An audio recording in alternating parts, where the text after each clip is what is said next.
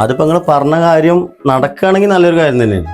പക്ഷെ ഇപ്പൊ പറയുന്നതിൽ എന്താന്ന് വെച്ചാല് സക്കീറാക്കാന്റെ ഇപ്പത്തെ ലെവൽ വെച്ച് നോക്കുമ്പോ റസിയാത്ത ഒരു കുട്ടിയുള്ളൊരു പെണ്ണാണ്.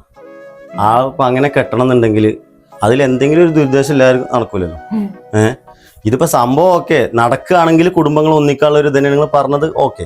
പക്ഷെ സക്കീറാക്ക ഇത്രയും കാലം നമ്മളെ കുടുംബത്തിനോട് ചെയ്തത് വെച്ച് നോക്കുമ്പോൾ ഇപ്പൊ പറഞ്ഞത് കാര്യമാണ്. അതേപോലെ എനിക്കൊരു സംശയം ഉണ്ടായി. റിയാസേ, ഇതിലിപ്പോ നിങ്ങൾ പറഞ്ഞ മാതിരിക്കുള്ള കാര്യങ്ങളൊന്നും ഇല്ലടാ. ഇജിപ്പി പറഞ്ഞ മാതിരിക്ക് ഇപ്പൊ നിങ്ങളൊക്കെ ഞങ്ങൾക്ക് അറിയാലോ, ഒരു കുടുംബമായിട്ട് കഴിഞ്ഞിട്ടാണ് ഈ സക്കീറിന്റെ അമ്മയും നിങ്ങളെല്ലാവരും.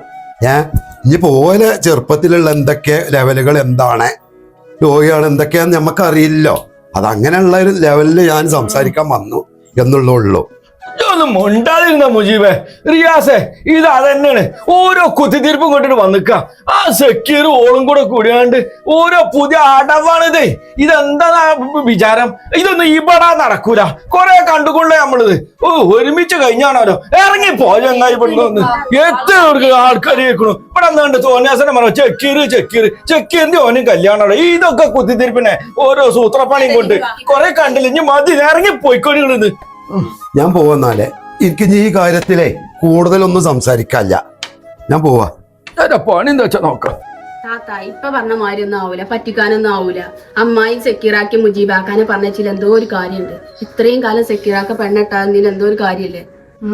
എന്താണ് സുറാബ്, എനിക്കൊന്നും അറിയില്ല. താത്താക്ക് അറിയാത്ത കേടൊന്നുമില്ല അല്ലേ? എന്നാൽ എവിടെയൊരു ഇഷ്ടം താത്ത ചെറുമുണ്ടാ പൊയ്ക്കളിയായിരുന്നു.